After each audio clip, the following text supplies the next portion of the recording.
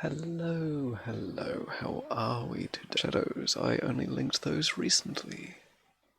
So far the only things that have been uploaded to it from here are the poetry.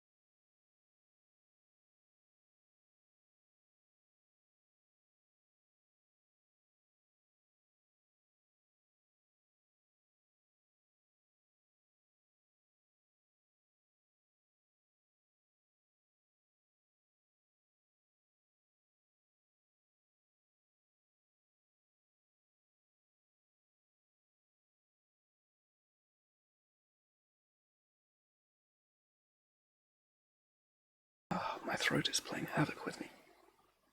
Where, that one. There we are.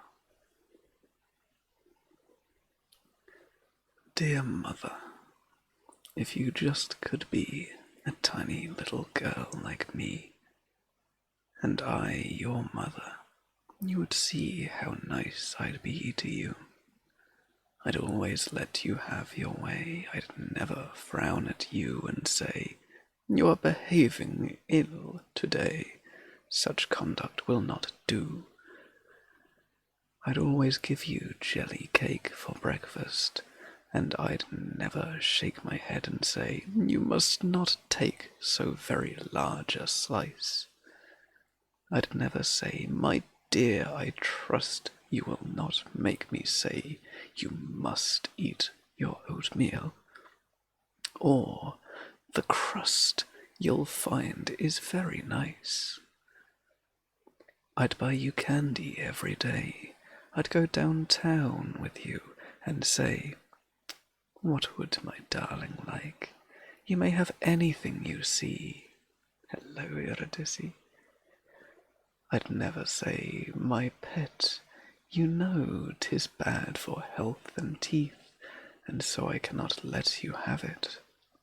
No, it would be wrong in me. And every day I'd let you wear your nicest dress, and never care if it should get a great big tear. I'd only say to you, "My precious treasure, never mind, for little girls will tear, I find." Now, mother, I wouldn't take that. Now, mother, wouldn't that be kind? That's just what I should do. I'd never say, "Well, just a few." I'd let you stop your lessons too. I'd say, "They are too hard for you, poor child, to understand." I'd put the books and slates away. You shouldn't do a thing but play, and have a party every day. Ah, ha, ha, ha, wouldn't that be grand? But mother, dear, you cannot grow into a little girl, you know, and I cannot be your mother. So the only thing to do is just for you to try and see how very, very nice 'twould be for you to do all these for me. Now, Mother, couldn't you? Oh, that's one hell of a way to get a spoiled child.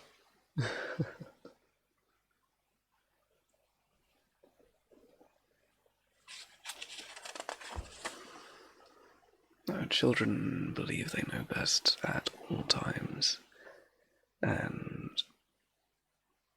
believe that if you are denying them something, it's because you're punishing them, where you're trying to teach them, even if not directly. It's a awkward balancing act for parents, and my respect goes out to anyone that does it.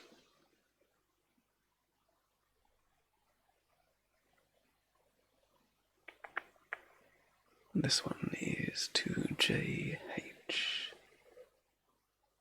4 years old, in nursery song. One cannot turn a minute, but mischief there you're in it. A getting at my books, John, with mighty bustling looks, John. Or poking at the roses, it mightst of which your nose is, or climbing on a table, no matter how unstable, and turning up your quaint eyes and half-shut teeth, that with merrient eye, or else you're off at play, John, just as you'd be all day, John, with hat or not as happiness as happens, and there's no dance and clap hands, or on the grass go rolling, or plucking flowers or bowling, and getting me expenses, with losing balls o'er fences, and see what flowers the weather has rounded to fit together. Rendered, my apologies. And when we home must jog, you shall ride my back, you rough, you, your hat adorned with fir leaves, horse chestnut, oak, and vine leaves, and so with green o'erhead, John, shall whistle home to bed, John. But see, the sun shines brightly, come, put your hat on rightly, and wheel among the bushes, and hear your friends, the thrushes. That was by Leigh Hunt. I actually quite enjoyed that one.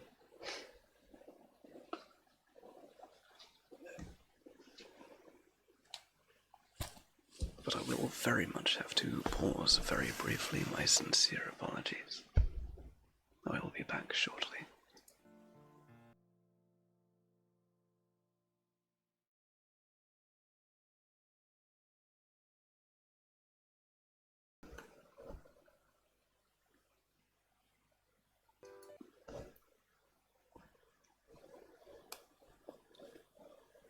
Little one, come to my knee. Hark, how the rain is pouring over the roof in the pitch-black night, and the wind in the woods are roaring. Hush, my darling, and listen. Then pay for the story with kisses. Father was lost in the pitch-black night, in just such a storm as this. High up in the lonely mountains, where the wild man watched and waited, wolves in the forest and bears in the bushes, and I on the path belated. The rain and the night together came down, and the wind came after, bending the props of the pine tree roof and snapping many a rafter. I crept along in the darkness, stunned and bruised and blinded, crept to a fir with thick-set boughs and a sheltering rock behind it.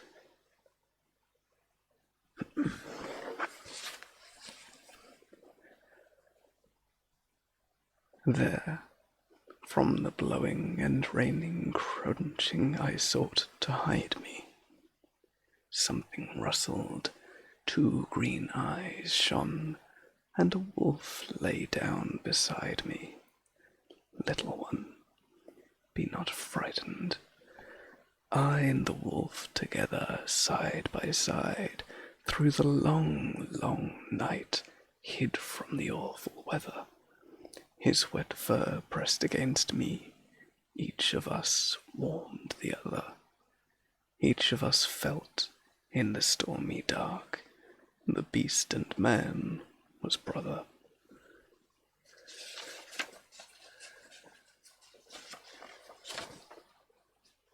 Interesting, it doesn't actually say who that one was by. Oh wait, hang on, my apologies. And when the failing forest no longer crashed in warning, each of us went from our hiding place, forth into the wild, wet morning. Darling, kiss me in payment. Hark, now the wind is roaring. Father's house is the better place when the stormy rain is pouring. By Bayard Taylor. This one is Home for the Holidays. Home for the holidays, here we go. Bless me, the train is exceedingly slow. Pray, Mr. Engineer, get up your steam and let us be off with a puff and a scream. We have 2 long hours to travel, you say. Come, Mr. Engineer, gallop away. 2 hours more. Why, the sun will be down before we reach dear old London town. And then what a number of feathers and mothers and uncles and aunts and sisters and brothers will be there to meet us. Oh, do make haste, for I'm sure, Mr. Guard, we have no time to waste. Thank goodness we shan't have to study and stammer over Latin and sums and that nasty French grammar. Lectures and classes and lessons are done, and now we'll have nothing but frolic and fun. Home for the holidays, here we go. But this fast train is really exceedingly slow. We shall have sport with Christmas comes, when Snapdragon burns our fingers and thumbs. We'll hang mistletoe over our dear little cousins, and pull them beneath it and kiss them by dozens. We shall have games at blind man's buff, and noise and laughter and romping enough. We'll crown the plum pudding with bunches of bay, and roast all the chestnuts that come in our way. And that when the 12th night falls, we'll have such a cake that as we stand round it, the table shall quake. We'll draw king and queen and be happy together, and dance, old Sir Roger, with berets like our father. Home for the holidays, here we come. But this fast train is really exceedingly slow. Home for the holidays, here we go. But really this train is exceedingly slow. Yet stay, I declare, here is London at last. The park is right over the tunnel, just past. Huzzah, huzzah! I can see my papa. I can see George's uncle and Edward's mamma. And Fred, there's your brother. Look, look, there he stands. They see us, they see us. They're waving their hands. Why don't the trains stop? What are they about? Now, now, it is steady, oh. Pray let us out, a cheer for old London, a kiss for Mamma. We're home for the holidays, now huzzah! That was by Eliza Cook, and when this was written, when most children went away to boarding schools for schooling, and they wouldn't see family until they were sent away for holidays. And it's actually really sweet. The next one is one that I have on the computer, so I shall read that now. Pop that down there. Slide you across so I can get to that.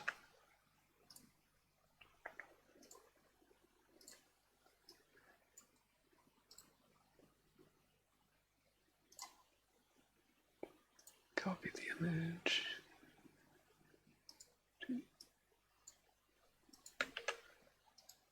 Oh, not like that. How can I see you better?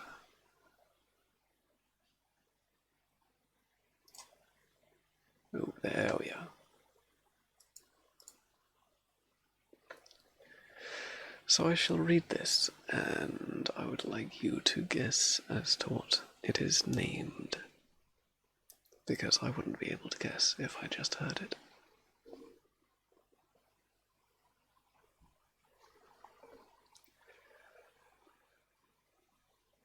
There was one who said unto me that the universe was going to cause me to tremble, that I am not the sharpest cutting implement in the storehouse. She had the appearance unto me as a stupid one, with her finger and her thumb in the frame of a Greek gamma upon her forehead. Behold, the years begun coming, and do not cease from coming. Fed unto the axioms, and I fell upon the earth and ran. It was not acceptable, if not to live for the sake of pleasurable things. Your brain increases its wisdom, but your heart increases its stupidity. A great amount to do, a great amount to see. Therefore, there is no difficult problem if we take the streets of the backside. You will not know if you do not go. You will not shine if you do not glow. Behold, currently, you are entirely a star child. Begin your power, go, laugh. Behold, currently, you are a master of the music. Begin the singing, acquire your wages.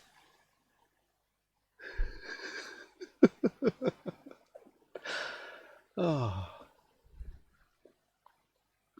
I will give you a moment with that one.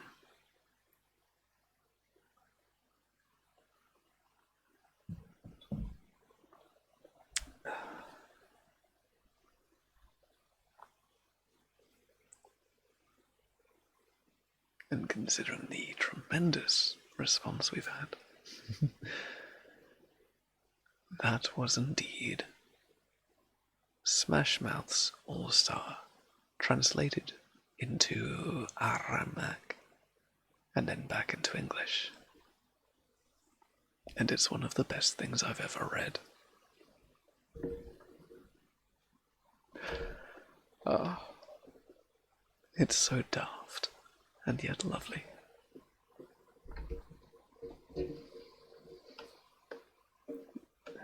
There we are.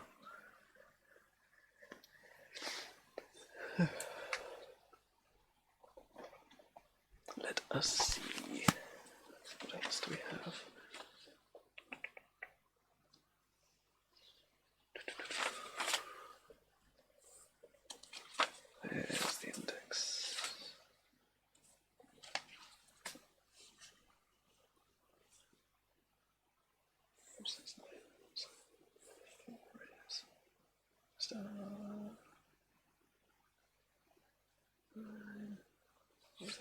69. I have no idea.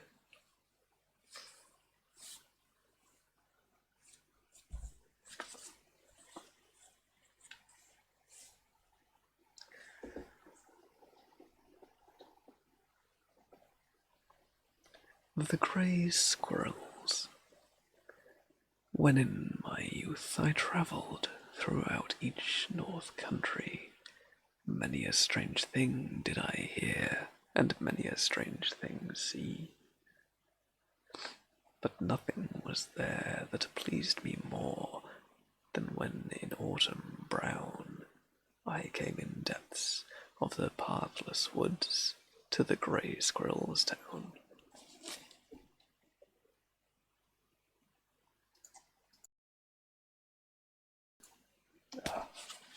Sorry, I just got cheated out of a sneeze. There were hundreds that in the hollow boles of the old trees did well, and laid up store hard by their door of the sweet mast as it fell. But soon the hungry wild swine came, and the thievish snouts dug up their buried treasure, and left them not so much as an acorn cup. Then did they chatter in angry mood, and one and all decree into the forests of rich stone pine, over hill and dale to flee, over hill and dale, over hill and dale. For many a league they went, like a troop of undaunted travellers, governed by one consent. But the hawk and eagle and peering owl did dreadfully pursue, and the feathers of the further the grey squirrels went, the more their perils grew. When lo, to cut off their pilgrimage, a broad stream lay in view. But then did each wondrous creature show his cunning and bravery. With a piece of the pine bark in his mouth, unto the stream came he, and boldly his little bark he launched without the least delay.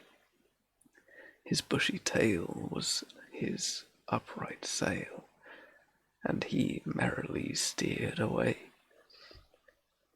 Never was the lovelier sight than the grey squirrel fleet, and with anxious eyes I watched to see what fortune it would meet.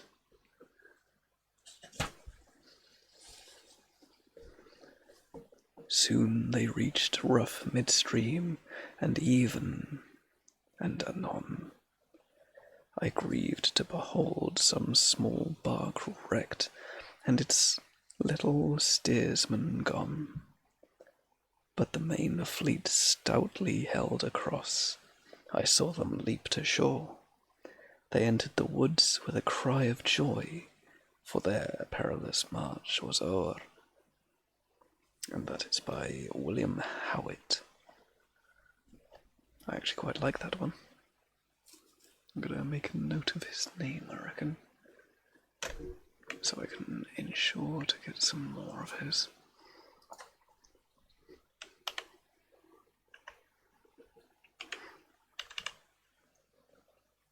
There we are. Thinking about that, I'm also very much considering purchasing some books for this kind of stream, where it's very much older poetical works or longer stories. If you have any ideas or preferences, do give me a shout. And the easiest way to get in contact with me is through the Discord link on my page. The Village Blacksmith. Under a spreading chestnut tree, the village smithy stands. The smith, a mighty man, is he, with large and sinew hands. The muscles of his brawny arms are strong as iron hands. His hair is crisp and black and long. His face is like the tan. His brow is wet with honest sweat. He earns whatever he can get, and looks the whole world in the face, for he owes not any man. Week in, week out, from morn till night, you can hear his bellows blow. You can hear him swing his heavy sledge with measured beat and slow, like a sexton ringing the village bell when the evening sun is low, and children coming home from school look in at the open door. They love to see the flaming forge and hear the bellows roar, and catch the burning sparks that fly like chaff from the threshing floor. He goes on Sunday to the church and sits among his boys. He hears the parson pray and preach. He hears daughter's voice singing into the village choir, and it makes his heart rejoice. It sounds to him like her mother's voice singing in paradise. He needs must think of her once more. Now in the grave she lies, and with his hard, rough hand he wipes a tear away from his eyes. Toiling, rejoicing, sorrowing, onward through life he goes. Each morning sees some task begun, each evening sees it close. Something attempted, something done. He's earned a night's repose. Thanks to thee, my worthy friend, for the lesson thou hast taught. Thus at the flaming forge of life our fortunes must be wrought. Thus on the sounding anvil shaped each burning deed and thought. Henry W. Longfellow.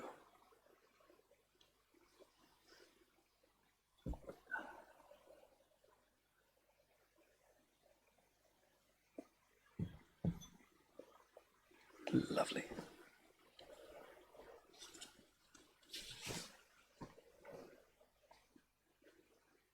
Queen Mab. A little fairy comes at night. Her eyes are blue, her hair is brown, with silver spots upon her wings, and from the moon she flutters down. She has a little silver wand, and when a good child goes to bed, she waves her wand from right to left, and makes a circle round its head. And then it dreams of pleasant things, of fortunes filled with fairy fish, and trees that bear delicious fruit, and bow their branches at a wish. Bow. Of arbors filled with dainty scents, from lovely flowers that never fade, bright flies that glitter in the sun, and glowworms shining in the shade, and talking birds with gifted tongues, for singing songs and telling tales, and pretty dwarfs to show the way through fairy hills and fairy dales. But when a bad child goes to bed, from left to right she waves her ring,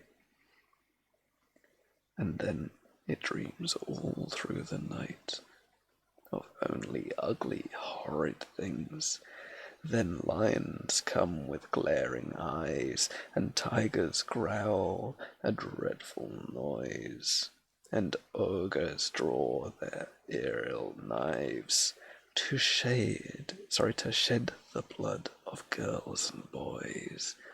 Then stormy waves rush on to drown a raging flames. Or raging flames come scorching round. Fierce dragons hover in the air, and serpents crawl along the ground.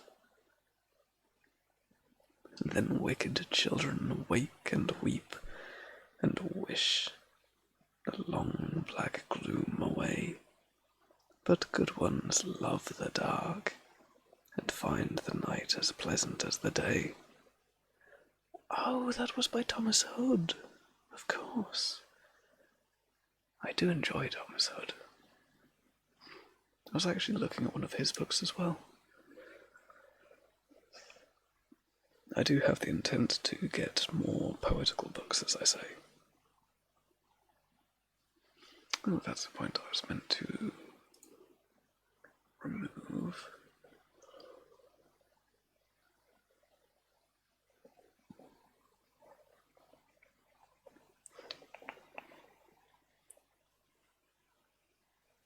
I've lost it.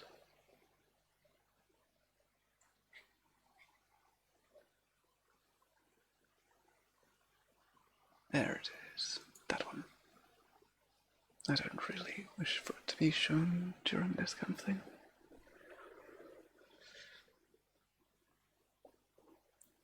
This one is by the name of the Camel's Hump. The Camel's Hump is an ugly lump, which well you may see at the zoo, but uglier yet is the hump we get from having too little to do. Kiddies and grown-ups too. If we haven't enough to do, we get the hump. Camellias hump, the hump that is black and blue.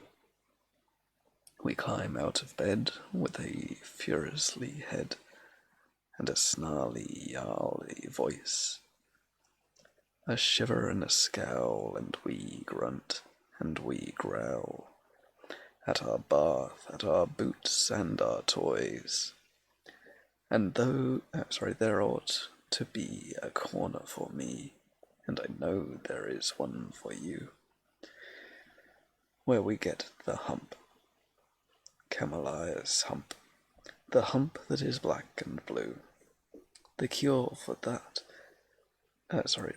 this ill is not to sit still, or frost with the book by the fire, but to take a large hoe and a shovel also, and dig till your gentle perspire.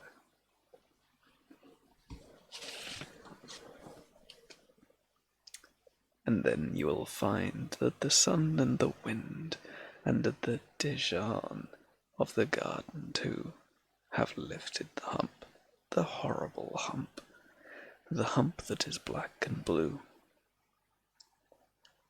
I get it as well as you, if I haven't enough to do. We all get the hump, Camellias hump, kiddies and grown-ups too. There's actually a nice little drawing with that one.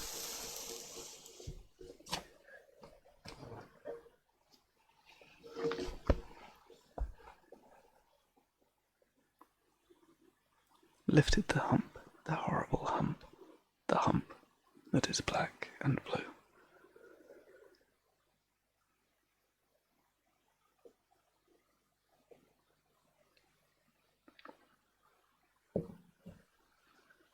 Actually, let's pop that down there.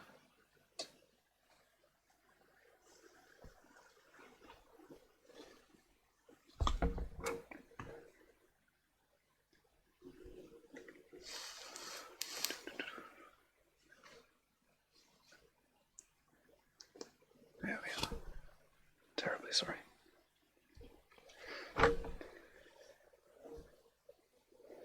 Once a little round-eyed lad, determined to be very bad, he called his porridge nasty pap, and threw it all in nurse's lap. His gentle sister's cheek he hurt, he smudged his penny in the dirt. He found the bellows and he blew the pet cannery right in two. And when he went to bed at night, he would not say his prayers all right. This pained a lovely twinkling star that watched the troubled from afar. She told her bright-faced friends, and soon the dreadful rumours reached the moon. The moon, a gossiping old dame, told Father Sun the bad boy's shame. And then the giant sun began a very satisfactory plan. Hang on. Upon the naughty rebel's face he would not pour his beaming grace. He would not stroke the dark brown strands with entertaining shiny hands. The little garden of the boy seemed desert, missing heaven's joy. But all his sister's tulips grew, magnificent with shine and dew. Where'er he went, he found a shade, but light was pouring upon the maid. He also lost by his disgrace that indoors sun his mother's face. His father sent him up to bed with neither kiss nor pat for head. And in his sleep he had such foes, bad, furious, pinched his curling toes. They bit his ears, they pulled his hairs, they threw him 3 times down the stairs. Oh, little boys who would not miss a father's and a mother's kiss, who would not cause a sister pain, who want the sun to shine again, who want sweet beams to tend the plot where grows the pet forget-me-not, who hate a life of streaming eyes, be good, be merry, and be wise. And that was by Norman Gale. I actually quite liked that. I'm just going to let the cat out of my room. He seems to be waiting for me. One moment.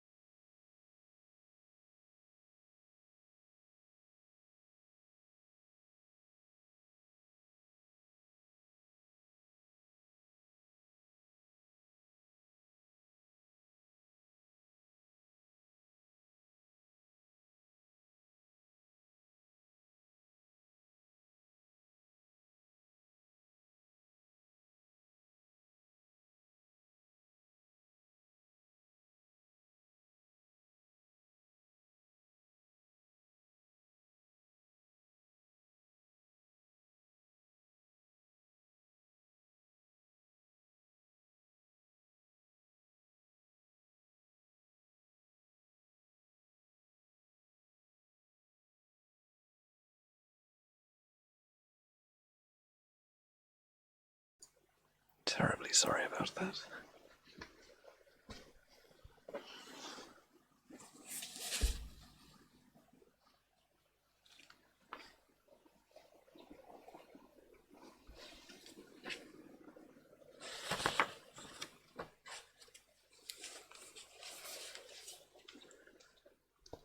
This one is entitled The Fairies.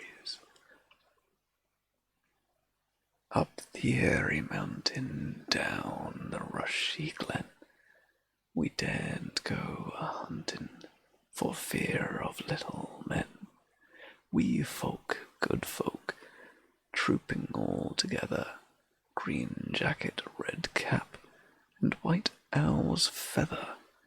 Down along the rocky shore some make their home.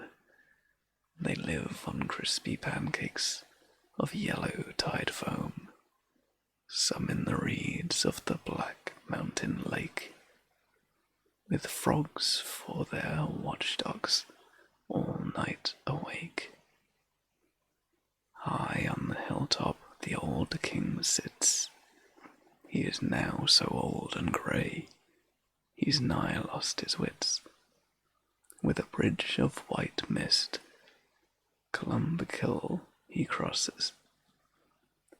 On this stately journeys from the Silver League to Roses, or going up with music on cold starry nights to sup with the queen of the gay northern lights. They stole little Bridget for 7 years long. When she came down again, her friends were all gone. They took her lightly back. Between the night and the morrow, they thought that she was fast asleep, but she was dead with sorrow. They have kept her ever since, deep within the lake, on a bed of flag leaves, watching till she wake. By the craggy hillside, through the mosses bare, they have painted thorn trees for pleasure, planted thorn trees for pleasure here and there. Is any man so daring as dig them up in spite? He shall find their sharpest thorns, in his bed at night. Up the airy mountains, down the rushy glen, we daren't go hunting for fear of little men. We folk, good folk, trooping all together, green jacket, red cap, and white owl's feather. That was written by William Allenham. William Allenham. Quite liked that. I think, though, for the time being, we shall change away from this one. Which one do we want to go with?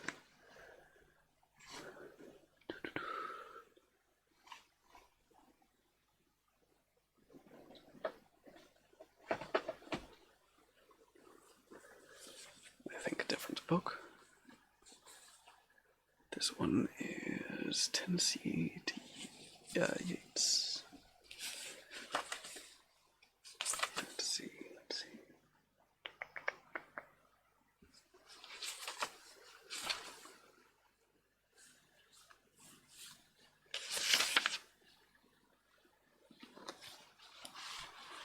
Let's read this one, The Lotus Eaters. Courage, he said, and pointed towards the land. This mountain wave will roll us shoreward soon. In the afternoon they came unto land, in which it seemed always afternoon. All round the coast the languid air did swell, breathing like one that hath a weary dream. Full-faced above the valley stood the moon, and like the downward smoke the slender stream along the cliff to fall and pause and fall did seem. A land of streams, some like the downward smoke, slow dropping veils of thinnest lawn did go, and some through waving lights and shadow broke, rolling a slumberous sheet of foam below. They saw the gleaming river seaward flow from the inner land far off. 3 mountain tops, 3 silent pinnacles of aged snow, stood sunset flushed and dewed with showery drops the shadowy pines above the woven copse, and charmed sunset lingered low down in the red west through mountain clefts and dale. Oh, sorry. Was seen far inland, and the yellow down bordered the palm, and many a winding vale and mountain dew sat with slender Galangar, a land where all things always seemed the same, and round about the keel with face pale, dark faces pale against their rosy flame, the mild-eyed, melancholy lotus-eaters came. Branches they bore of the enchanted stream, laden with flower and fruit, whereof they gave to each, but whose did receive of them and taste. To him the gushing of the waves far, far away did seem to mourn the rave on alien shores, and if his fellows spake, his voice was thin as voices from the grave, and deep asleep he seemed, yet all awake, and music in his ears his betraying heart did make. Beating heart. They set them down upon the yellow sand between the sun and moon upon the shore, and sweet it was to dream of fatherland, of child and wife and slave, but evermore most weary seemed the sea, weary the oar, weary the wandering fields of barren foam. They, someone said, we will return no more, and all at once they sang, our island home is far beyond the wave, we will no longer roam.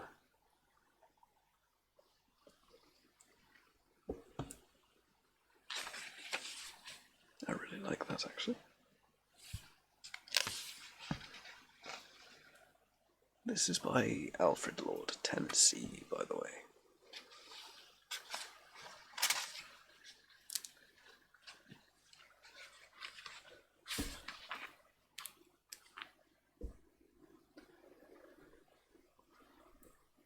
There is sweet music here that softer falls than petals from blown roses on the grass, on night dews on the still waters between walls of shadowy granite. In the gleaming pass, music that gentler on the spirit lies than tired eyes upon tired eyes. Music that brings sweet sleep down from the blissful skies. Here are cool mosses deep, and through the mosses the ivies creep, and in the stream the long-leaved flowers weep, and from the craggy ledge the poppy hangs in sleep. While we wait upon the heavens, and utterly consumed with sharp distress,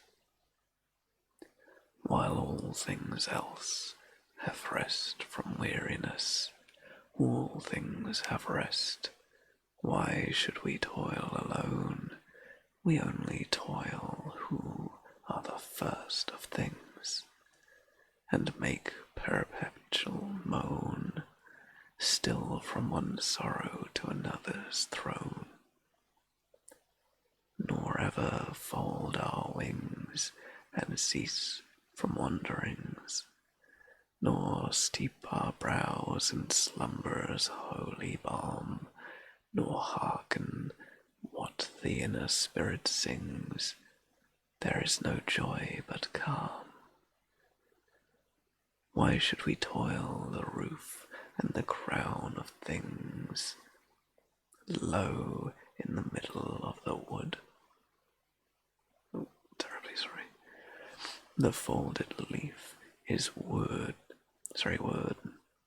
from out the bud, with winds upon the branch, and there grows green and broad, and takes no care, sun-steeped at noon, and in the moon nightly dew fed, and turning yellow falls, and floats down the air, low sweetened from the summer light, the full-juiced apple waxing over mellow, drops in silent autumn night. All its allotted length of days, the flower ripens in its place, ripens and fades and falls, and hath no toil, fast rooted in the fruitful soil. Hateful is the dark blue sky, vaulted o'er the dark blue sea. Death is the end of life. Ah, why should life or labour be? Let us alone, time divide. Onward fast, and in a little while our lips are dumb. Let us alone. What is it that will last? All things are taken from us and become portions and parcels of the dreadful past. Let us alone. With pleasure can we have to war with evil? Is there any peace in every climbing up the climbing wave? All things have rest and ripen towards the grave, in silence ripen, fall, and cease. Give us long rest or death, dark death, our dreamful ease. How sweet it were hearing the downward stream with half-shut eyes ever to seem, falling asleep in half a dream, to dream and dream like yonder amber light, which will not leave the mere bush or the height. To hear each other's whispered speech, eating the lotus day by day, to which the crispy ripples on the beach and tender curving lines of creamy spray, to lend our hearts and spirits wholly to the influence of mild minding melancholy, to muse and brood and live again in memory with those old faces of our infancy, heap o'er with the mound of grass, 2 handfuls of white dust, shut in an urn of brass. Dear is the memory of our wedded lives, and dear the last embrace of our wives, and their warm tears, but all hath suffered change, for surely now our household hearths are cold, our sons inherit us, our looks are strange, and we should come like ghosts to trouble joy, or else the island princes overbold have eat our substance, and the minstrel sings before them of the 10 years' war in Troy, and our great deeds as half-forgotten things in their confession in the little isle. Let what is broken so remain, The gods are hard to reconcile. 'Tis hard to settle the order once again. There is confusion worse than death. Trouble on trouble, pain on pain, long labor unto aged breath. Sore task to hearts worn out by many wars, and eyes grow dim with gazing at the pilot stars. But prompt on beds of Amarth and Morley, how sweet, while warm airs lull us lowly, with half-dropped eyelids still, beneath a heavy, dark and holy, to watch the long, bright river drowning slowly, his waters from the purple hill, to hear the dewy echoes calling from the cave to cave through the thick twined vine, to which the emerald-coloured water falling through. Many a woven acanthus wreath divine, only to hear and see the far-off sparkling brine, only to hear where sweet stretched out beneath the pine, the lotus blooms below the barren peak, the lotus blows by every winding creek. All day the wind breathes low and mellow tone through the hollow cave and alley lane, round and round the spicy downs, and yellow lotus dust is blown.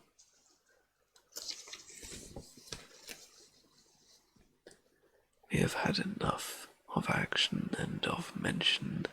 We rolled o'er to starboard, rolled to larboard. Starboard and larboard. I do apologize, I automatically corrected that one. When the surge was seething free,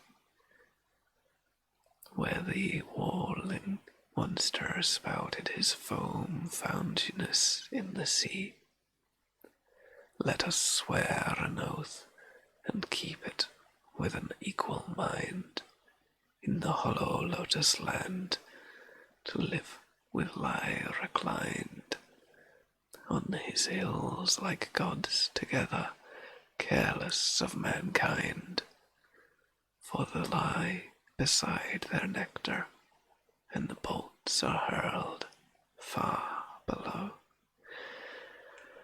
them in the valleys, and the clouds are lightly curled round the golden houses, girdled with the gleaming world, where they smile in secret, looking over wasted lands, blight and famine, plagues and earthquakes, roaring deep and fairy sands, clanging flights and flaming towns, and sinking ships and praying hands. But they smile, they find music centered in the doleful song, steamed up a lamentation and an ancient tale of wrong, tale of wrong, like a tale of little meaning, though the worlds are strong, chanting from an ill-used race of man that cleave the soil, sow the seed and reap the harvest with enduring toil. Strong yearly little dews of wheat and wine and oil, till they perish, and they suffer some 'tis whispered down in hell, suffer endless anguish, others in Elysian valleys dwell, resting weary limbs at last in beds of asphodel. Asphodel. Surely, surely slumber is more sweet than toil, the sure than labour in the deep mid-ocean, wind and wave and oar. Ah, rest ye, brother mariners, we will not wander more. I'll be but a moment.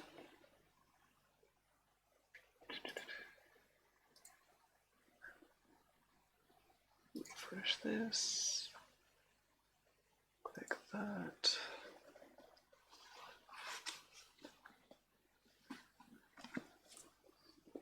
I'm very briefly going to give a friend a little shout out.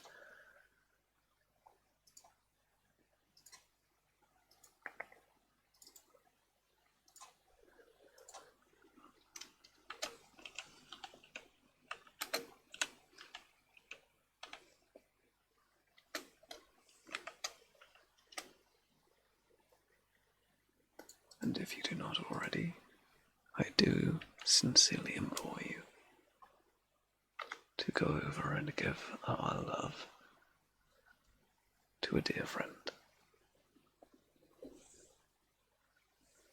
Unfocused is a lovely person. She makes many houses. She plays songs, which is what she is doing tonight. And I believe she occasionally plays some games as well. She's very nice.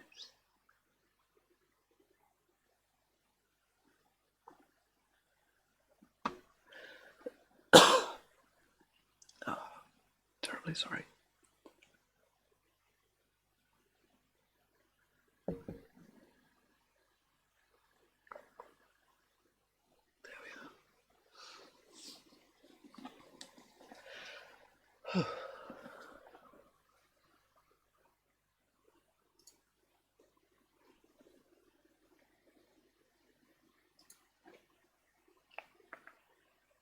Right, let's get back to it.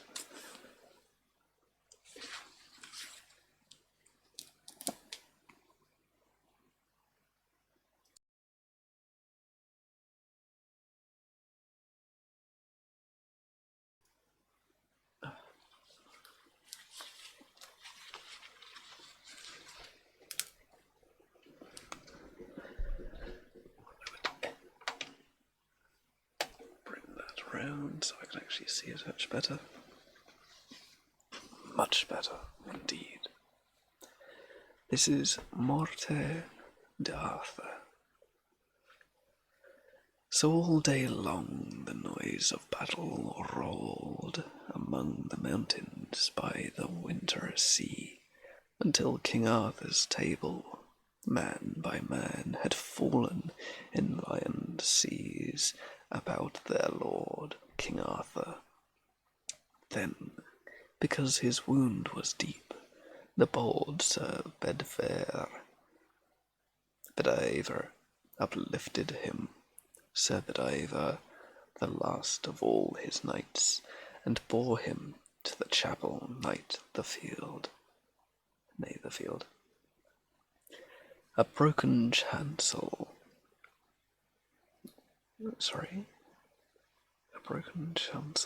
Yep.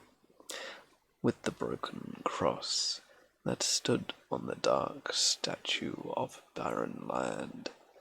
On one side lay the ocean, and on one lay the great water. The moon was full. Then spake King Arthur to Sir Bedivere, the squire of today, and soldiers all the goodest fellowship of famous knights, whereof this world holds record. Such a sleep they sleep, the men I loved. I think that we shall never more, at any future time, delight our souls with talk of knightly deeds, walking about the gardens and hills of Camelot, as in the days that were. I perish by these people which I made, though Merlin swear that I should come again to rule once more. But let what will be, be. I am so deeply smitten thro' the helm that without help I cannot last till morn. Though therefore take my brand Excalibur, which was my pride, for thou rememberest how, in those old days, one summer noon, an arm rose up from out the bosom of the lake,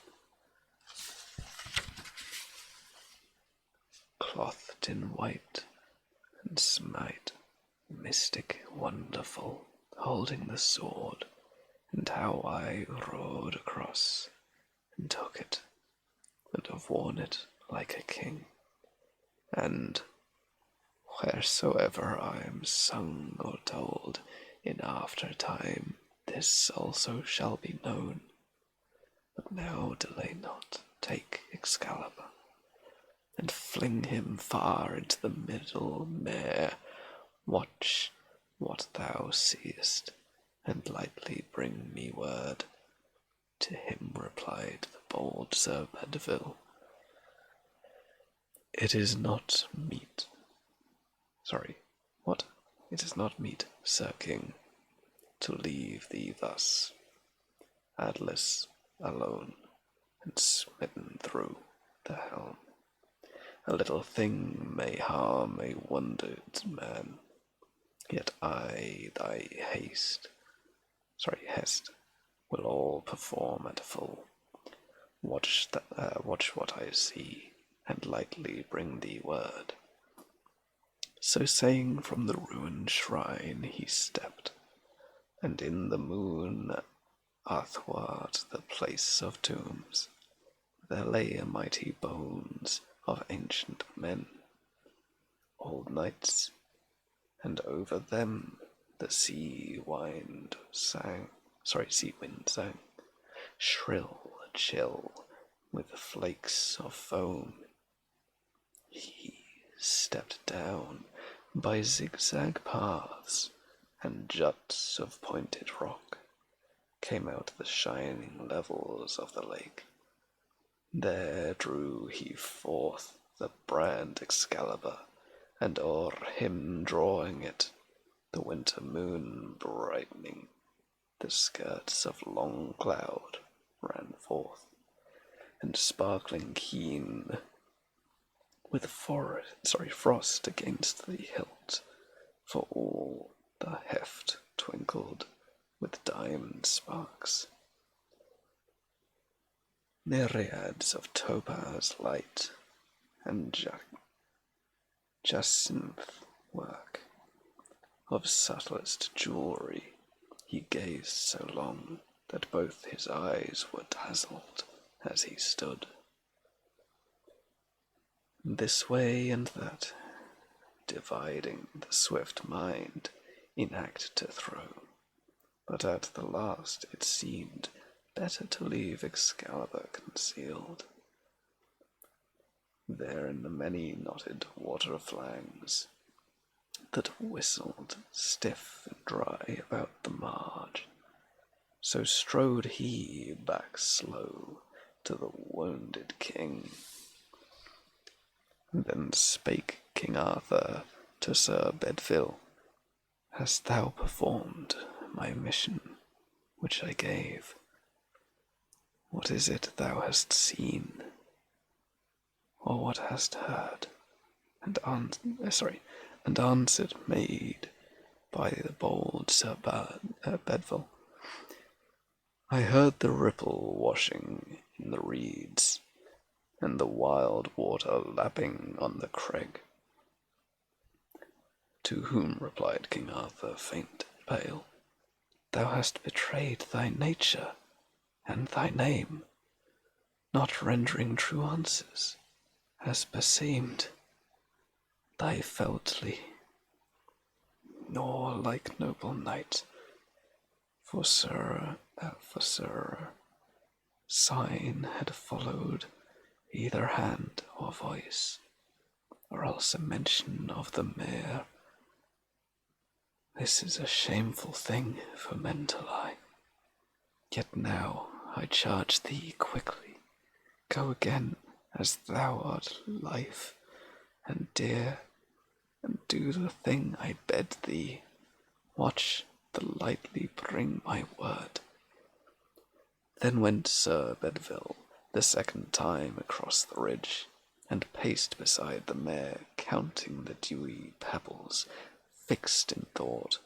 But when he saw the wonder of the hilt, how curiously and strange, chaste, he smote his palm together, and he cried aloud, "And if indeed I cast the brand away, surely a precious thing, one worthy note, should thus be lost for ever from the earth, which might have pleased the eye of many man.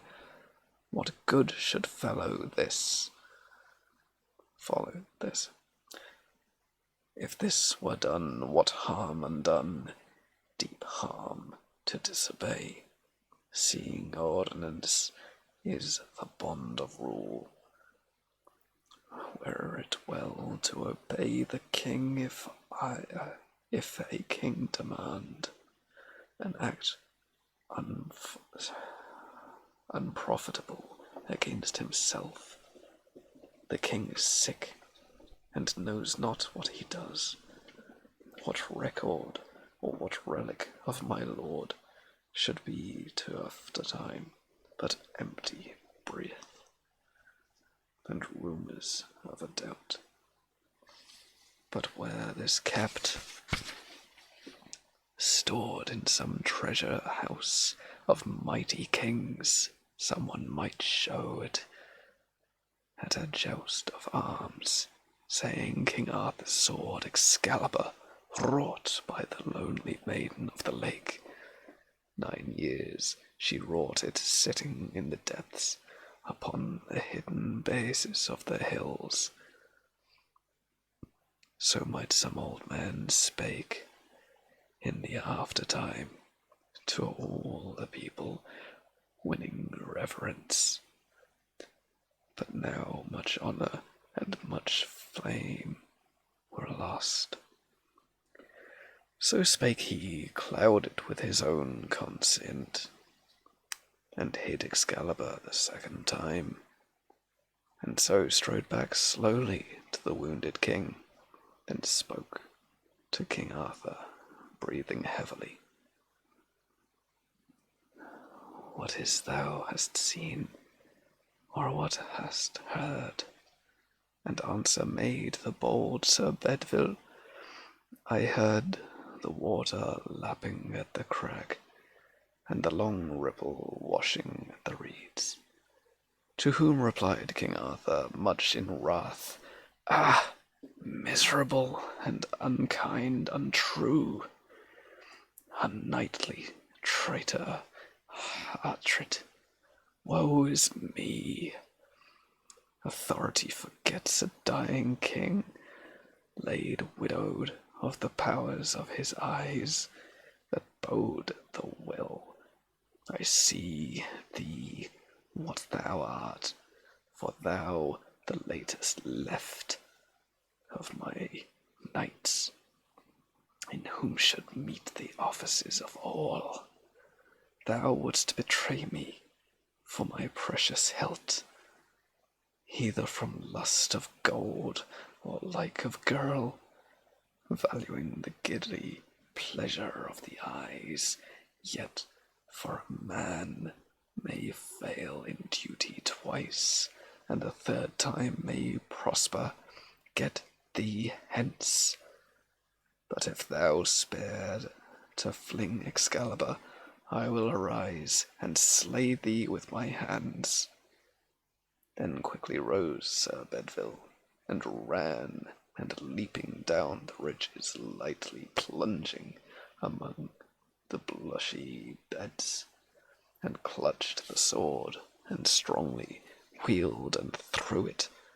The great brand made lightness in the splendidness of the moon, and flashing round and round, and whirled in an arc, shot like a streamer of the northern morn, seen where the movie isles of winter shook by night with noises of the northern sea. So flashed and fell the brand Excalibur, but ere he kept the surface rose an arm clothed in white, smite majestic, wonderful, and caught him by the hilt, and brandished him 3 times that drew him under in the mere, and lightly went the other to the king. Then spoke King Arthur, drawing thicker breath. Now see I by thine eyes that this is done. Speak out. What is it thou hast heard or seen? And answer made the bold Sir Bedivere. Sir King, I closed mine eyelids, lest the gems should blind my purpose, for I never saw, nor shall I see, here or elsewhere till I die, not though I live 3 lives of mortal men, so great a miracle as young hilt. Then with both hands I flung him, wheeling him, but when I looked again, behold an arm clothed in white, semite, mystic, wonderful, that caught him by the hilt, and brandished him 3 times, and drew him under in the mere. And answer made King Arthur, breathing hard, my end draws nigh. 'Tis time that I were gone. Make broad the shoulders to receive my weight, and bear me to my margin. Yet I fear my wound hath taken cold, and I shall die. So saying, from the pavement he half rose, slowly with pain reclining on his arm, and looked wistfully with wide blue eyes, as in the picture, him, Sir Bedivere, remorseful regarding through his tears, and would have spoken, but he found not words. Then took with care, and kneeling on one knee o'er the body, his shoulder drew, and languid hands, and rosing bore him through a place of tombs. But as he walked, King Arthur panted hard, like one that feels a nightmare on his bed. When all the house is mute, so sighed the king, muttering and murmuring at his ear. One moment, please.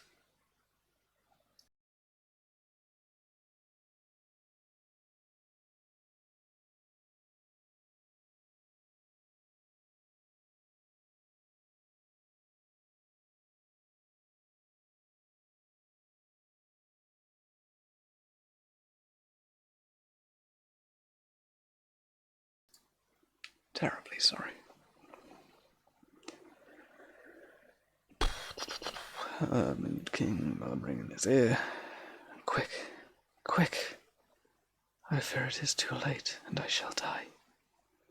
But the other swiftly strode from ridge to ridge, clothed with his breath, and looking as he walked, larger than human on the frozen hills.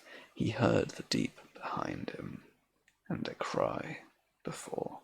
His own thought drove him, like a gade, Dry clashed his harness in the icy caves, and barren chasm, and all to lift and right.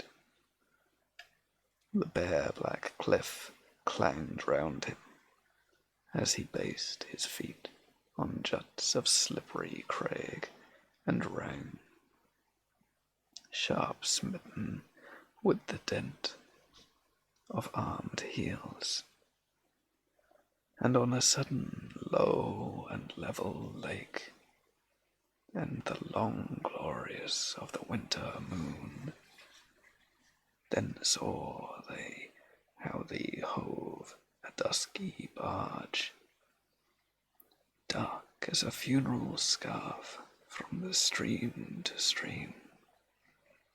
Beneath them and descending they were where black-stoled, black-hooded, like the dream, by those three queens with crowns of gold, and from them rose a cry that shivered to the tingling stars, and as it were once a voice in agony of lamentations, like a wind what shrills all night in wasteland, when no one comes, or hath come, since the making of the world. They murmured Arthur, then murmured Arthur, place me in the barge. And to the barge they came. There those three queens put forth their hands and took the king and wept. But she that rose the tallest of them all, and fairest, laid his head upon her lap, and loosed the shattered cask, and calfed his hands, and called him by his name, complaining loudly, and dropping bitter tears against his brow, striped with dark blood, for all his face was white, and colourless, and like the withered moon, smote by the fresh beam of the sprinkling east, and all his graves and corses dashed with drops of onset, and the light of lustrous curls that made his forehead like a rising sun, high from the dais throne, were perched with dust, or clotted into points, and hanging loose, mixed with the nightly growth that fringed his lips. So like a shattered column lay the king, not like Arthur, who, with lance in rest, from spur to plumb, a star of tournaments, shot through the last at Camelot, and charged before the eyes of the ladies and the king. Then loudly cried the bold Sir Bedivere, Ah, my lord Arthur, whither shall I go? Where shall I hide my forehead and my eyes? For now I see the true old times are dead, whenever morning brought a noble chance, and every chance brought out a noble knight. Such times have been not since the light that led the holy elders with the gift of myrrh. But now the whole round table is dissolved, which was an image of the mighty world, and I, the last, go forth companionless, and the days darken round me, and the years among new men, strange faces, other minds. And slowly answered Arthur from the barge, The old order changeth, yielding places to new, and God fulfills himself in many ways, lest one good custom should corrupt the world. Comfort thyself. What comfort is in me? I have lived my life, and and that which I have done, may he who writeth himself make pure. But thou, if thou shouldest never see my face again, pray for my soul. More things are wrought by prayer than this world dreams of. Wherefore let thy voice raise like fountain for me, night and day. For what are men better than sheep or goats, that nourish a blind life within the brain? If, knowing God, thy lift not hands of prayer, both for themselves and those who call them friend, for so the whole round earth is every way bound by gold chains about the feet of God. But now farewell. I am going a long way. With these thou seest, if indeed I go, full mind is clouded with a doubt, to the island valley of Avalon, where falls not hail or rain, or any snow, nor even wind blows loudly, but it lies deep meadowed, happy, fair and orchard lawns, and bowery hollows ground with summer sea, where I will heal me of my grievous wound. So said he. So said he, and the barge, with oar and sail, moved from the brink, like some full-breasted swan that fluttered a wild carol ere her death ruffles her pure cold plume, and takes the flood with swarth webs. Long stood Sir Bedful, revolving many memories, till the hull looked o'er one black dot against the verge of dawn, and on the mere of wailing died away.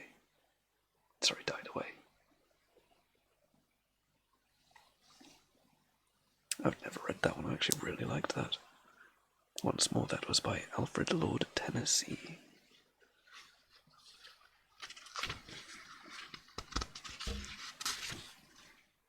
Do I have a title for that one? I do. Mort d'Arthur. It was actually very pleasant to read. I will start the next one, but I shall briefly take a moment so I can get my legs comfortable. They've got out of my blanket and are just a touch cold. There we are.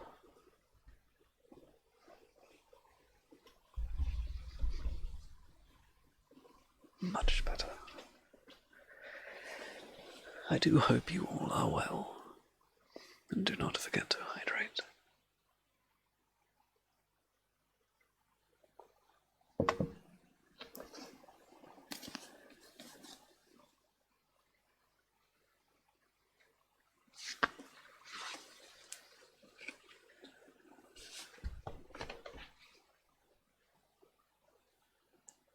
This next one is entitled Tithonus. The woods decay, and fall, the vapours weep their burthen to the ground. Then comes and tills the field and lies beneath, and after many a summer dies the swan. Me only cruel immortality consumes. I wither slowly in thine arms. Here, at the quiet limit of the world, a white-haired shadow roaming like a dream, the ever-silent space of the east, far-folded mist and glamouring hills of morn. Alas, for this grey shadow once a man, so glorious in his beauty and thy choice, who madest him thy chosen, that he seemed to his great heart none other than God. I asked thee, give me immortality. Then didst thou grant mine asking while a smile, like wealthy men who care not how they give, but thy strong hours indignant worked their wills, and beat me down, and marred and wasted me, and though they could not end me, left me maimed, to dwell in presence of immortal youth, immortal age-based immortal youth. And all I was in ashes, can thy love, thy beauty, make amends, though even now close over us the silver star, thy guide, shines in those tumultuous eyes that fill with tears to hear me. Let me go, take back thy gift. Why should a man desire in any way to vary from the kindly race of men? I just want to stop by, say hello. Can't stay, but have a great stream. Many thanks, Maritza. I hope you have a wonderful day.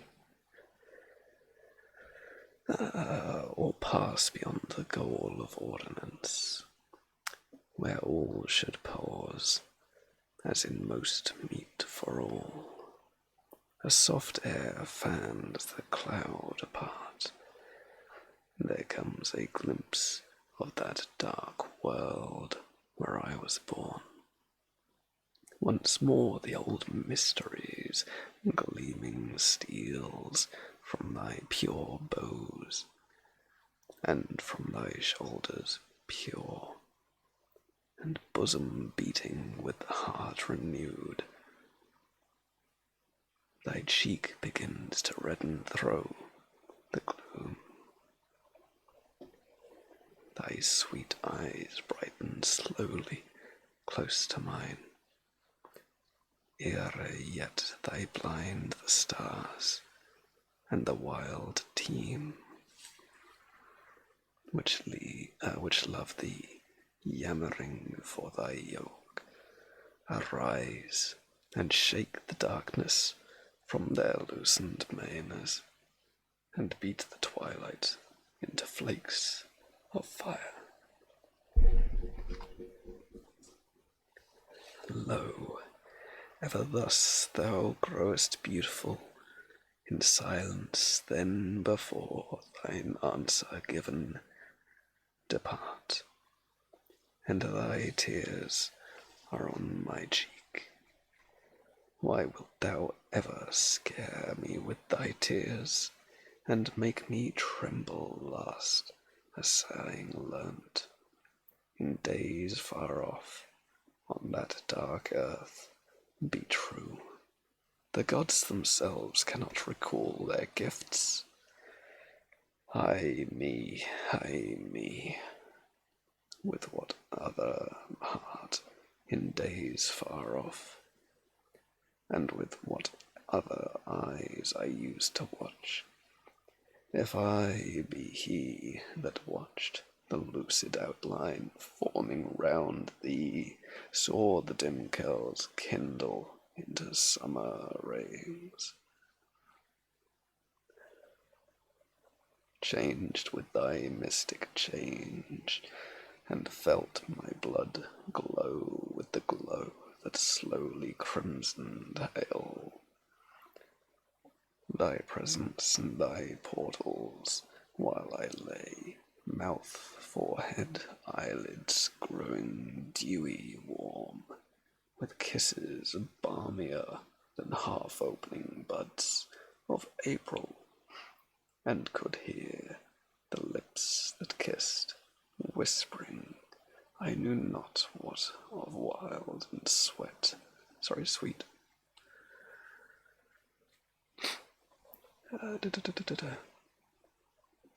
Like the strange song I heard Apollo sing, while Ilion, like a mist, rose into towers, yet hold me not for ever in thine east. How can my nature long mix with thine? Coldly thy rosy shadows bathe me, cold are thy lights, and cold my wrinkled feet upon the glimmering thresholds. When the stream floats up from those dim fields about the homes of happy men and have the power to die, and grassy burrows of happier dead release me and restore me to the ground. Thou seest all things, thou wilt see my grave, thou wilt renew thy beauty morn by morn. I, earth in earth, forget these empty courts, and thee returning on thy silver wheels. The cat is asking to come in. I shall abide his request. One moment, please. That's the point.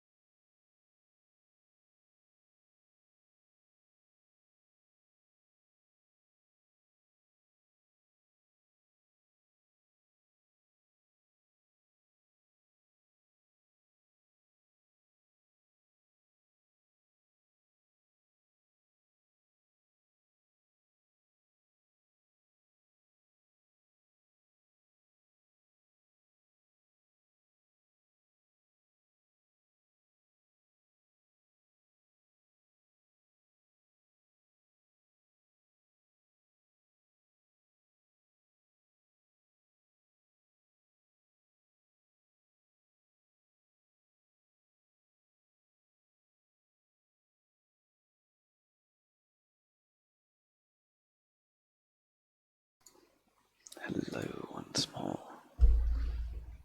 Cat, you just asked to come in. You can't go out that soon.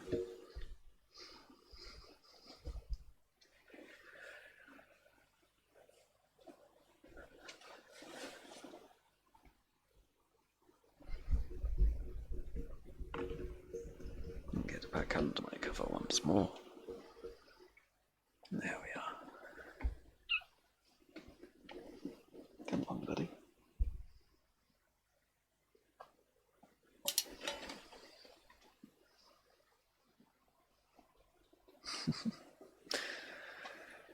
Is he going to do his usual bit?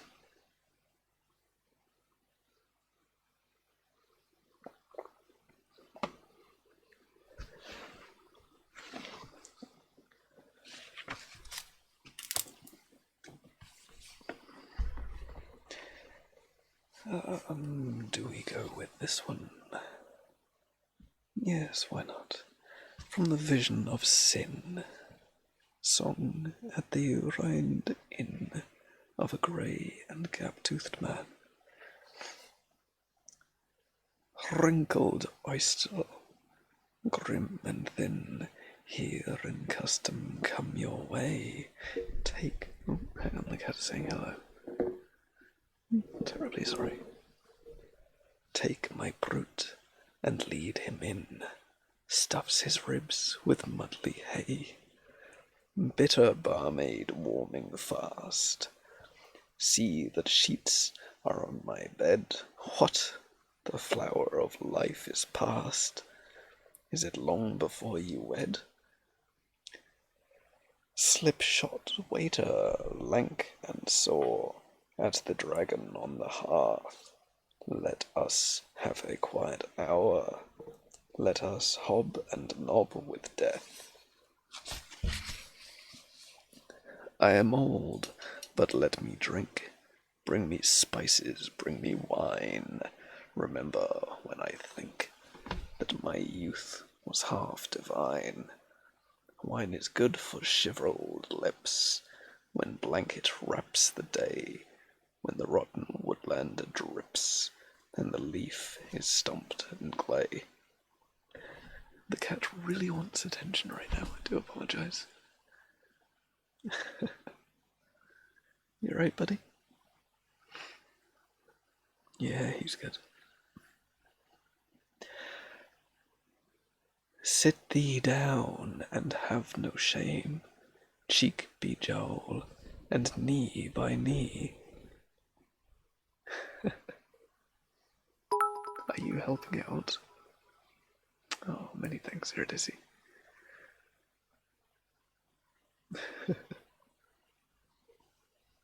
You just won't give me a moment, will you?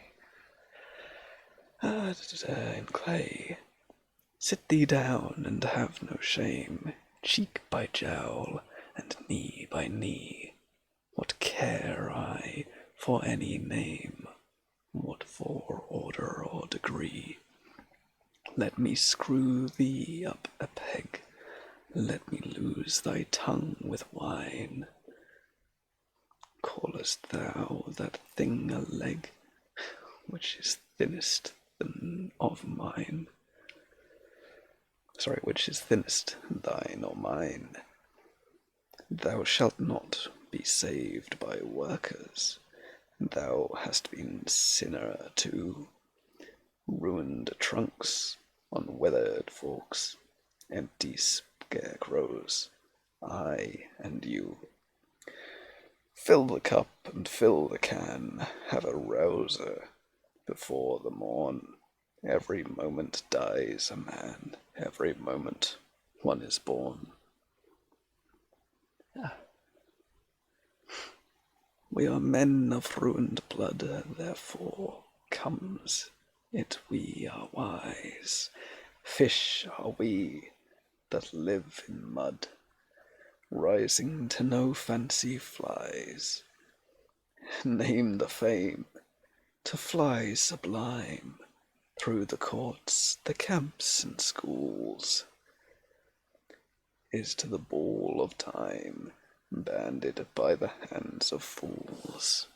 Friendship to be two in one, let the cantering lyre pack. Well I know when I am gone how she mouths behind my back. Virtue to be good and just, every heart then stiffened well in a clot of warmer dust, mixed with cunning sparks of hell. Oh, we two as well can look, whittled through the cleany life, as the priest above his book, leering at his neighbour's wife. Fill the cup and fill the can, have a rousey before the morn. Every moment dies a man, every moment one is born. Drink and let parties rave, they are filled with idle spleen, rising, falling into wave, for they know not what they mean. He that roar for liberty fasten binds tyrant's power and tyrant's cruel glee, forces on the freer hour. Fill the can, fill the cup, and the windy ways of man are but dust that rise up, and as lightning laid again. Can I help you? Eh? He's headbutting the book now. Go. Greet her with applause, breathe freely, gaily doth she tread, in the right civic wreath, in her left human head. How bizarre.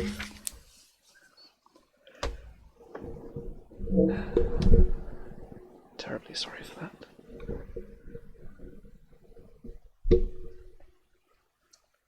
No, just sit somewhere, alright?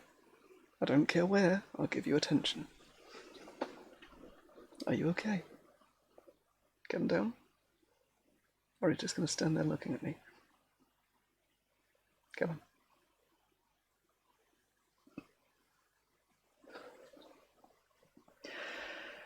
on. No, I have loved not what is now. She is of the ancient house, and I think we know the hue of what cap upon her brows. Let her go. Her thirst she slakes where the blood conduits run, then her sweetest meal she makes on the firstborn of her sons. Drink to lofty hopes, that cool vision of the perfect state. Drink we last, the public fool, frantic love and frantic hate. Chant me now some wicked strave, till thy dropping courage rise, and the glow-worm of the grave glimmer in the rhyme eyes. Fear not thou to lose thy tongue, set thy hoary fancies free, with its loathsome to the young Saviours, well to thee and me. Changed revelation of the years, when thy nerves could understand what there is in loveling tears, and the warming hand in hand. Terribly sorry, that was actually me that time. Tell my tale of thy first love, April hopes, the flaws of chance, till the graves begun to move, and the dead begun to dance. Fill the can and fill the cup. All the windy ways of men are but dust that rise up and lightly laid again. Trooping from their motley dens, the chapped fallen circle spreads. Welcome, fellow citizens, hollow hearts and empty heads. You are bones, and what of that? Every face, however full, paddled round with flesh,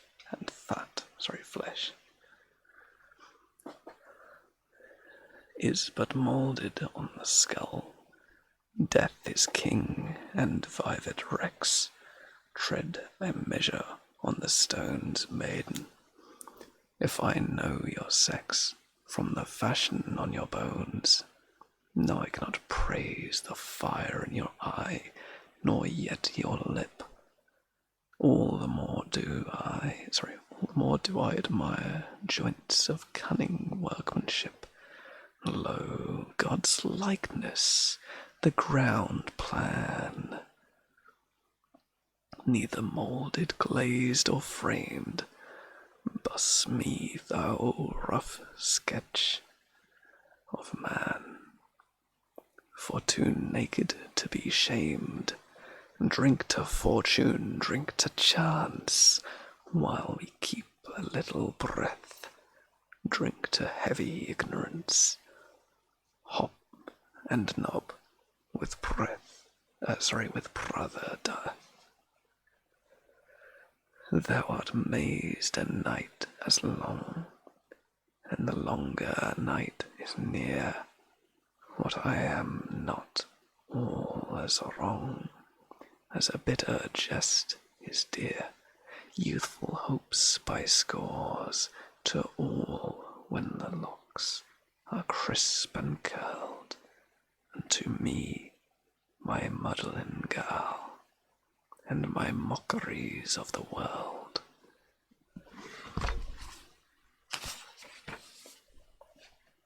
fill the cup, fill the can, mingle madness, mingle scorn, dregs of life and less of man, yet we will not die forlorn.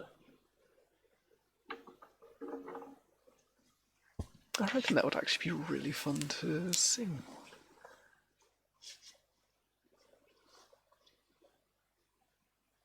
You'd need a decent pace, though, and that would have to be memorized, of course.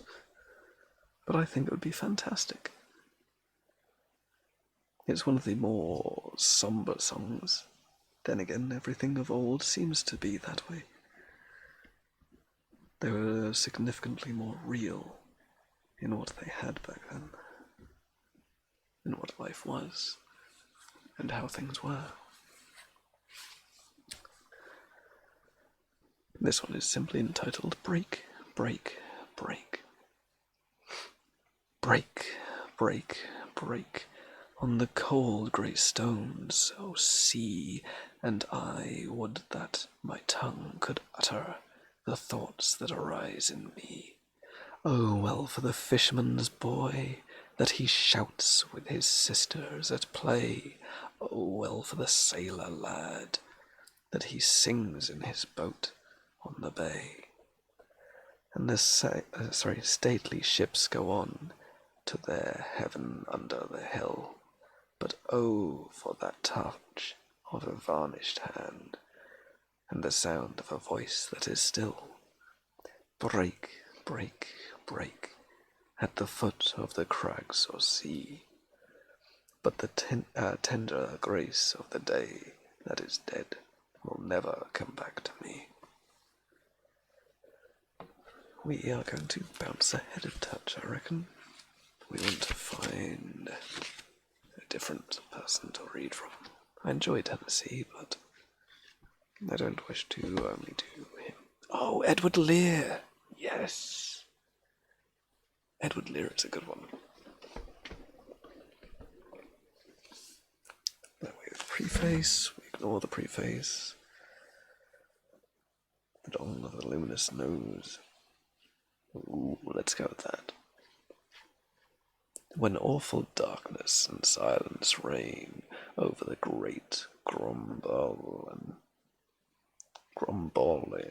plain, through the long, long wintry nights, when the angry breakers roar, as they beat on the rocky shore, when storm clouds brood on the towering heights of the hills of the Chankly Bore. Then through the vast and gloomy dark there moves what seems a fairy spark. A lonely spark with silver rays pierce the coal black night. A meteor strange and bright, hither and thither the vision stays a single lurid light. Slowly in Warden's pause creeps, anon it sparkles, flashes and leaps, and ever as onward it gleaming goes, a light on the bong tree stems it throws.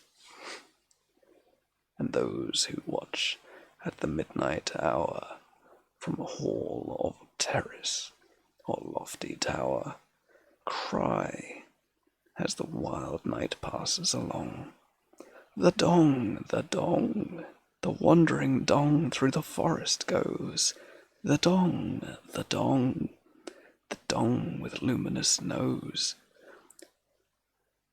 Long years ago the dong was happy and gay, till he fell in love with Jumbly Girl, who came to those shores one day. For the Jumblies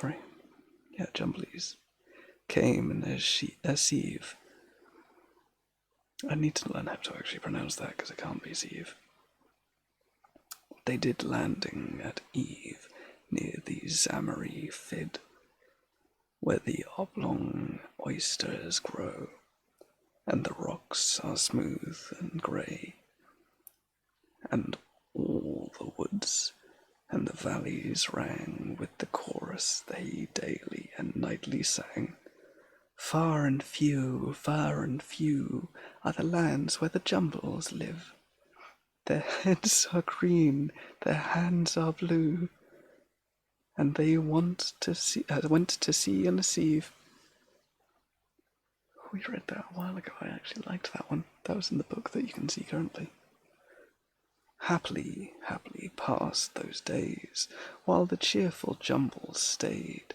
They danced in circlets all night long, to the pleasant pipe and lovely dong, in moonlight shine or shade, for the day and night he was always there, by the side of the Jumbly girl so fair, with her sky-blue hands and her sea-green hair, till the morning came of that hateful day, when the Jumbles sailed in their sieve away, and the Dong was left on the cruel shore, gazing forevermore.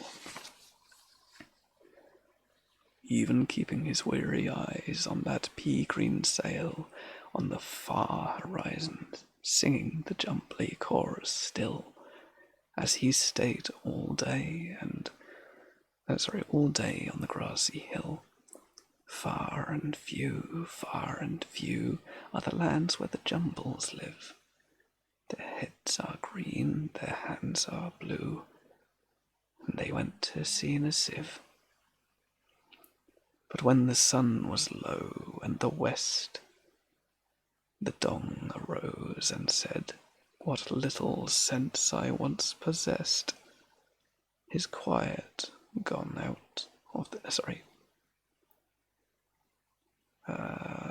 what little sense I once possessed has quite gone out of my head."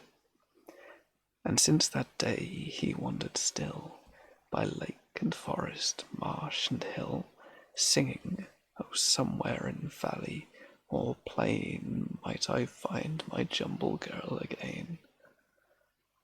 For ever I'll seek my lake and shore till I find my Jumble girl once more, playing pipe with silvery squeaks, since then his Jumble girl he seeks."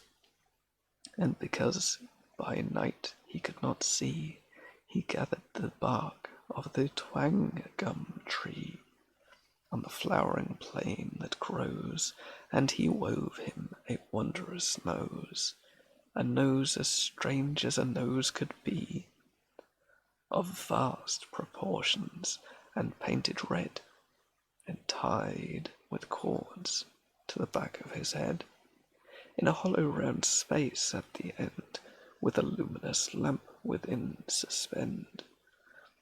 All were fenced about with a bandage stout even, to prevent the wind from blowing it out, and with holes all around to send the light gleaming rays on the dismal night. And now, each night, and all night long, over those plains still roams the Dong, and above the wail of the chimp and snipe you may hear the squeak of the palantive pipe, while ever he seeks in vain to meet with his Jumble girl again. Lonely and wild, all night he goes, the Dong with the luminous nose, and all who watch at the midnight hour, from hall or terrace or lofty tower, cry, as they trace the meteor bright, moving along through the dreary night, "This is the hour when forth he goes, the Dong with the luminous nose. Yonder over the plain he goes, he goes, the Dong with the luminous nose." Ah, it's lovely. Edward Lear has fun, I reckon. Henry Wadsworth Longfellow. I don't feel like yours today.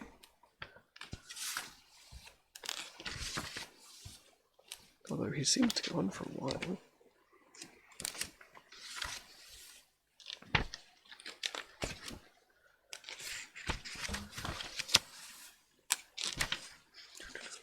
Good lord, he does go on for a while. James Russell Lowell. Noel.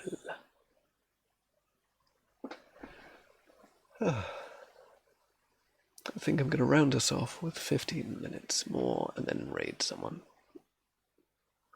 You can only read so much continuously before you must take a break.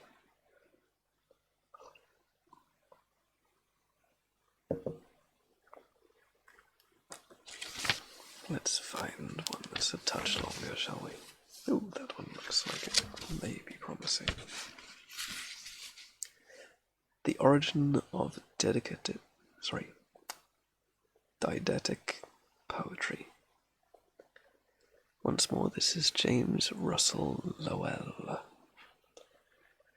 When wise Minerve still was young, and just the least romantic, soon after from Jove's head she flung that potential antic. How do you do apostrophe T? 'Tis said to keep from idleness or flirting those twin curses. She spent her leisure, more or less, in writing verses. How nice they were to rhyme with far a kind star. Did not tarry.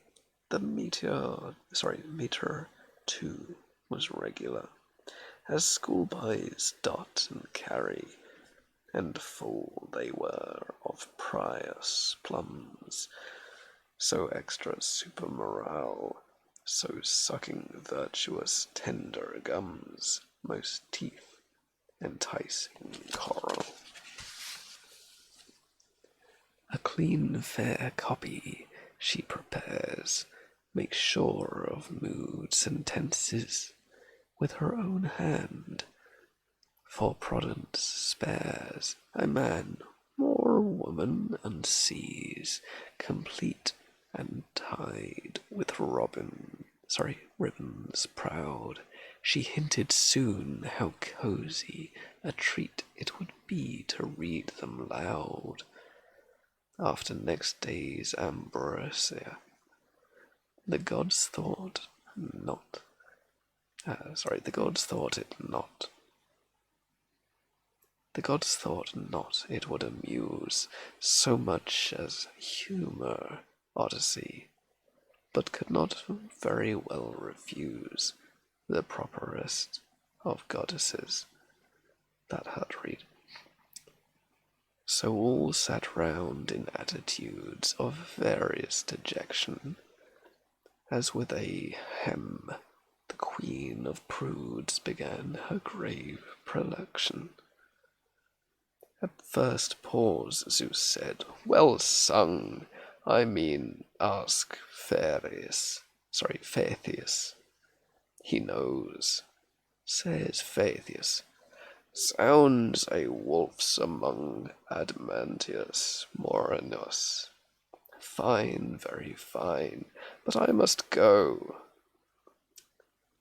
They stand in need of me there. Excuse me." Snatching his stick, and so plunged down the gladdened ether.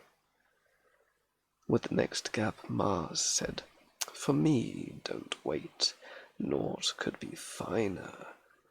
But I am engaged at 3:30, a fight in Asia Minor."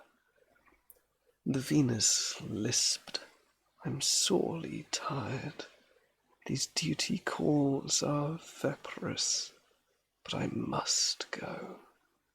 I have a bride to see about Cyprus."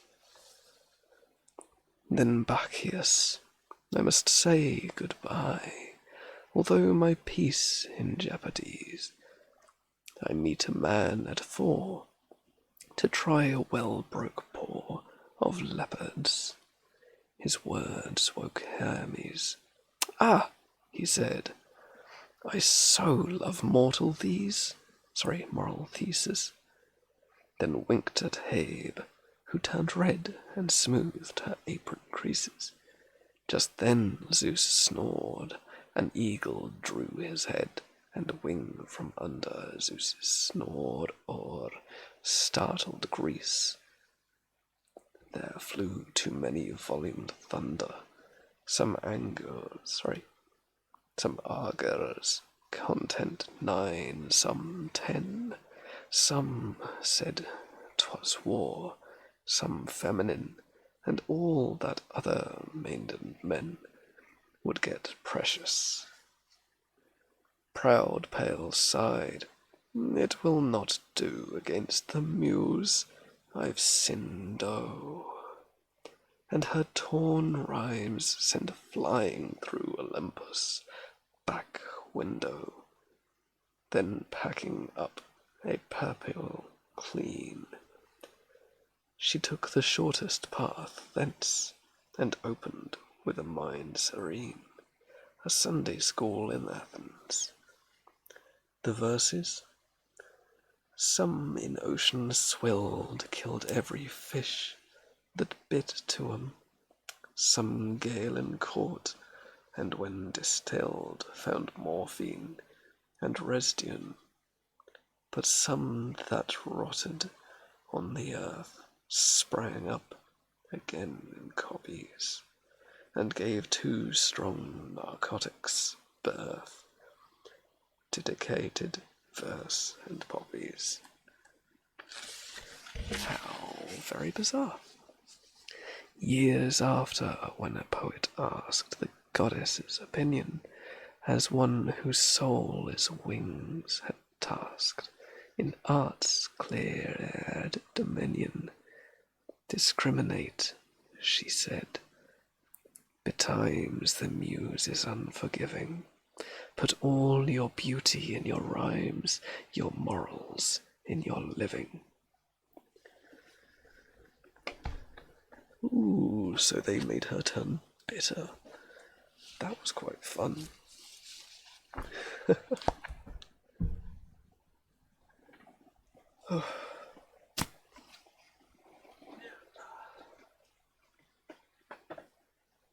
So I well know that I said I'd keep you here until 1:30.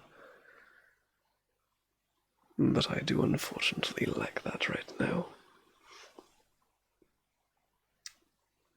In time I shall once more read for the full allotted time, but I do sincerely thank you for joining me. For now I will bring a little music back to you as we select someone, and we shall see if someone from our small circle is streaming. It has been very enjoyable reading with you once more, as ever it is. Till next time, I hope you have a wonderful evening. Ta-ra. Click that, go across to ending. I shall see you soon, each and every one.